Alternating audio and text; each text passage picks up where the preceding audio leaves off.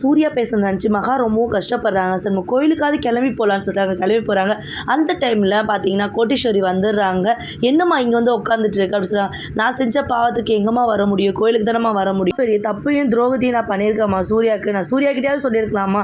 அக்கா ஒவ்வொரு டைமும் நான் சொல்லலாம்னு நினைக்கும் போதெல்லாம் பார்த்தீங்கன்னா கழுத்தில் கத்தி வச்சு நான் செத்துருவேன் நீ உண்மையை சொன்னான்னு சொல்லிட்டு என்னை பயமுறுத்திட்டே இருந்தாம்மா. அவள் உயிரை காப்பாற்றுறதுக்காக தான் நான் இவ்வளோ பெரிய பொய்யை மறைச்சி வச்சேன். இல்லைனா எப்பயோ சொல்லியிருப்போம்மா வீட்டிலன்னு சொல்லிட்டு மகா சொல்லி கஷ்டப்படுறாங்க. அழுகுறீஸ்வரி சொல்கிறாங்க மகாவை பார்த்து, நடந்தது நடந்து போச்சுமா, இனிமேல் நீ அந்த வீட்டை விட்டு வெளியே வர முடியாது. நீ தான் அந்த வீட்டுக்கு மருமக. எல்லாத்தையுமே பார்த்தீங்கன்னா பழைய நிலைமைக்கு கொண்டு வர உன்னால் மட்டும் முடியும் மகா.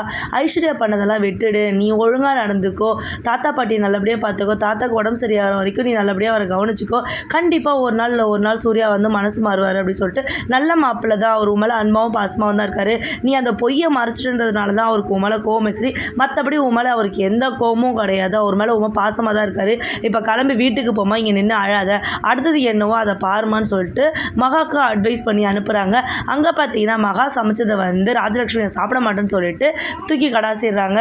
சத்தம் கேட்டு தாத்தா பார்த்தீங்கன்னா வெளியே என்னாச்சு ராஜலட்சுமி அப்படின்னு கேட்குறாரு. ஒன்றும் இல்லை மாமா, கை தவறி தட்டு பிளேட்டு கீழே விழுந்துருச்சு அப்படின்னு சொல்லிட்டு போய் சொல்லிடுறாங்க. மகா பார்த்தீங்கன்னா அழுதுகிட்டே ரூம் உள்ள போயிடுறாங்க.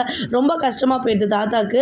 காயத்ரி பார்த்தீங்கன்னா அக்கா நீங்கள் பண்ணுறது ரொம்ப தப்புக்கா, அவள் என்ன தப்பு பண்ணா, அவங்க அக்காவை காப்பாற்றுறதுக்காக தான் அவள் பொய் சொன்னா, இல்லை அவள் பொய் சொல்லியிருக்க மாட்டாளா, மகாலாம் ரொம்ப நல்லவக்கான்னு சொல்லிட்டு சொல்கிறாங்க.